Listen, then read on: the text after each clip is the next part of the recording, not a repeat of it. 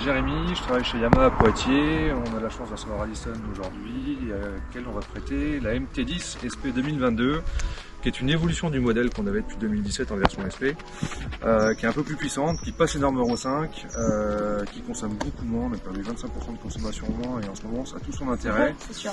Voilà, sur lequel on a mis 2-3 accessoires de la marque accessoires Yamaha, les protège-mains, un échappement à Krapovic et un support de plaque court de la marque Yamaha.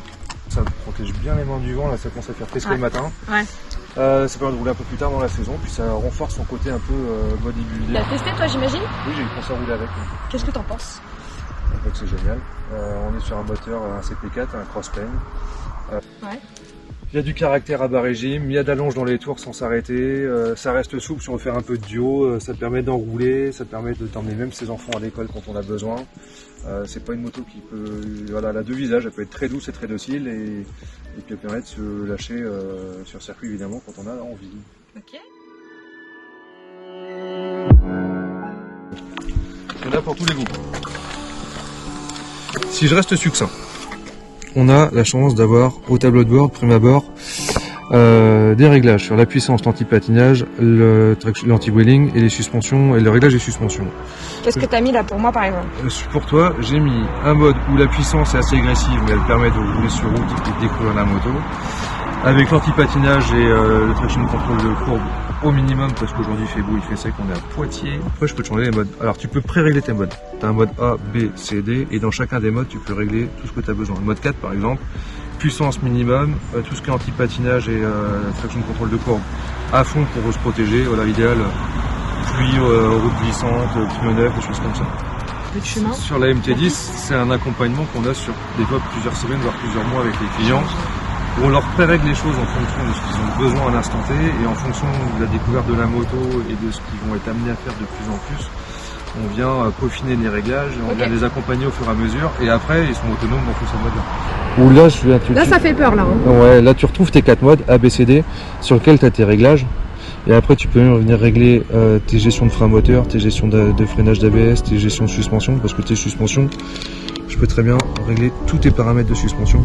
Non mais par contre c'est génial, genre on dirait presque que ma moto c'est mon team manager quoi. Alors, exactement. Ça s'adapter à moi. Juste pas s'embarquer, puis c'est accompagné d'un beau manuel d'utilisation qu'il faut pas hésiter à ouvrir et à lire, et puis à se rapprocher de son concessionnaire le plus souvent possible. Alors, le contour d'origine, on retrouve contour, compteur, indicateur d'apport engagé, jauge à essence. Sur le haut, tu as aussi toutes les gestions de shifter montée-descente, anti-wheeling, gestion de frein moteur et gestion d'ABS.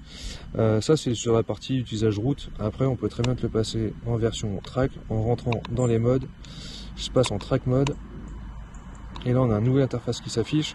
On voit que le contour directement, il commence à 5000 tours, parce que sur circuit, on va être vite fait sur le haut régime. On a en gros le rapport engagé, parce qu'il faut qu'on nous saute à la tronche quand on roule. Les temps autour, quand on a paramétré la moto en fonction des circuits. Et puis après, tu peux toujours jouer avec tes suspensions, tes réglages, ainsi de suite. Allez, trêve de bavardage, il est maintenant l'heure d'aller l'essayer. Et si Jérémy nous en a dit une grosse partie concernant ses caractéristiques, je vais vous ajouter quelques infos supplémentaires.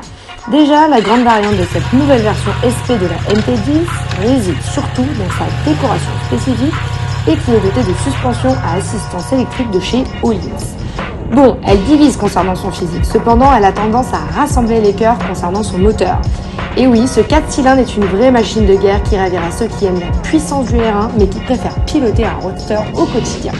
Je ne l'ai pas essayé sur piste, mais je peux déjà vous dire que j'ai adoré être à son guidon et en plus, elle a du frein, notamment grâce au mètre cylindre de frein avant Radial Brembo. Et oui, rien que ça. La selle, elle est super confortable et pour une fois, je trouve que les poignées d'origine ne sont pas trop dures, ce qui permet de vous faire une balade en tout confort. Bon, par contre, dans les points que j'ai moins aimés, déjà, je trouve que l'écran TFT est un peu petit. Et franchement, pour comprendre l'étendue des possibles de vos configurations en une fois, bonne chance. Heureusement, nos conseillers commerciaux sont là pour nous aider. Côté prix, ce petit jouet est au-dessus des 17 000 €, ce qui place ce roadster comme l'un des moins chers de sa catégorie. Et oui, malgré ça, je vais préparer ma petite tirelire parce que c'est pas encore avec les pourboires accumulés que je vais pouvoir m'acheter.